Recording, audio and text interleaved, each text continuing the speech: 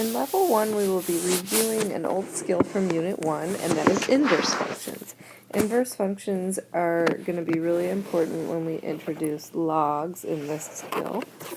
So first we're just going to review from Unit 1. This first example says to verify that two functions are inverses of each other.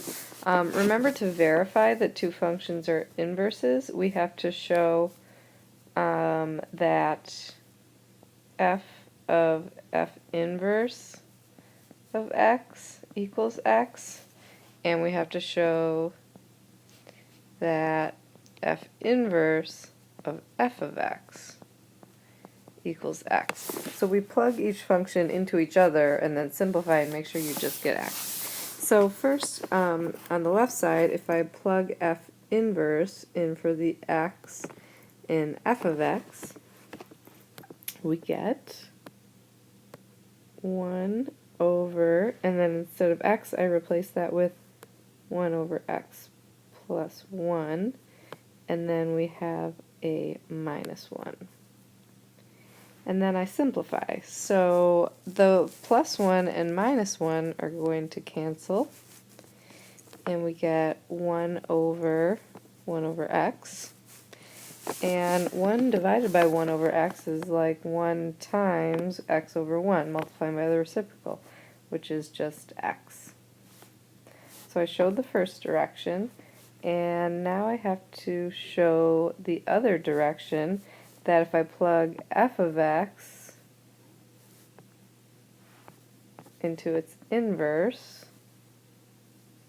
that I also get x.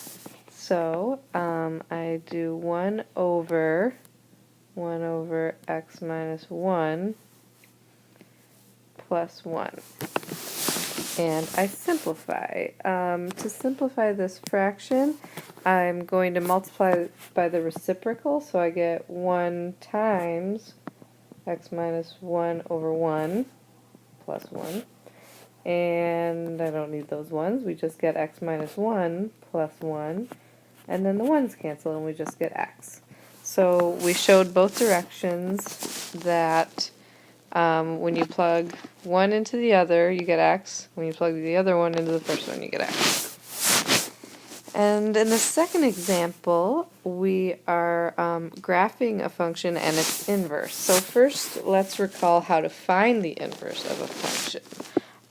Remember that we write it as y equals the square root of x plus 3 minus 1, and then we switch x and y around. So I flip-flop them. I put x here and y here, and then I solve for y. So I add 1 to both sides. And we get x plus 1 equals the square root of y plus 3. And then to get rid of that square root, I would square both sides. So we get x plus 1 squared equals y plus 3. And then I would subtract 3 from both sides. And we get x plus 1 squared minus 3 equals y. And then instead of y, I write f inverse. So that's my inverse function. I'll bring it over here.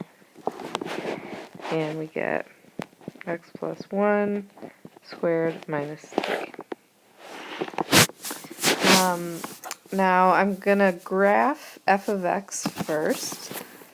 F of x is a radical function that is shifted with a plus 3. We're going to go left 3 and then down 1. So I'm going to take my point at 0, 0 and go left 3, down 1. That puts me right there at -3, -1. And then from there I just do my radical function. So I go over 1, up 1. And then I would go over 4, up 2. And from my starting point at -3, -1, I go over 9 and up 3, which puts me at the point 6, 2. And my graph looks like that. The domain of this function the lowest x is -3. And that should be a bracket because I can actually plug -3 in. I'm allowed to have 0 under the radical. So the domain is -3 to infinity. And the range of this function, the lowest y value, is -1.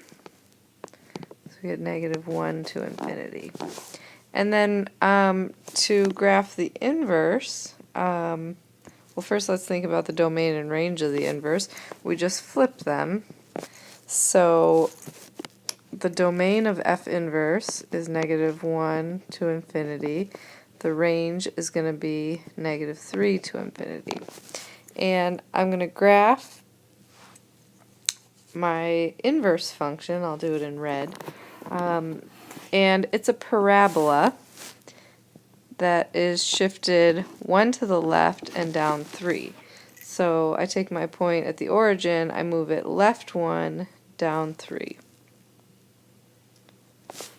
We could also, it might just be easier to graph this inverse by just switching the xy pairs. So if I take this point, -3, -1, switch x and y, we get -1, -3. And then I do the same with my next point, -2, 0. I do 0, -2. And then my point 1, 1 is going to stay in the same place. 2, 6, I switch, sorry, that was 6, 2, and then I do 2, 6. And we get half of a parabola. The reason it's not the whole parabola is because remember that inverse functions have to be 1 to 1. They have to pass the horizontal line test. So I couldn't have the whole parabola, just half of it. And there you have it.